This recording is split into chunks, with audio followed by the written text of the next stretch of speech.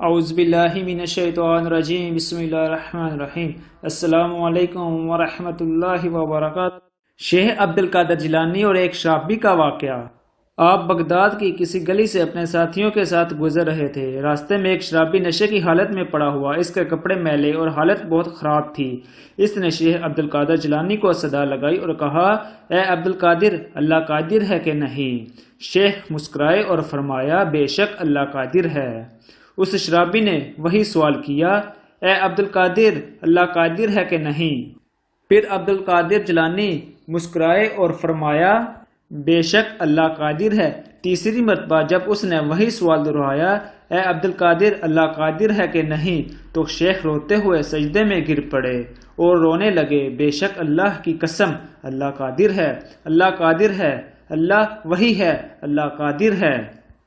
پھر اپنے شاگردوں کو حکم دیا، اس شرابی کو یہاں سے اٹھاؤ، اسے نہلاؤ اور کھانا کھلاؤ۔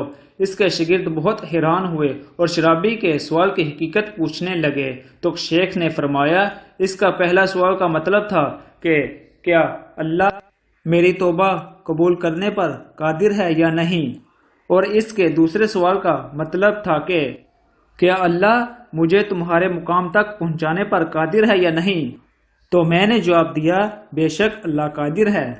اور اس نشئی کے تیسرے اور آخری سوال کا مطلب یہ تھا کہ کیا اللہ تمہیں میرے مقام تک گرانے پر قادر ہے یا نہیں؟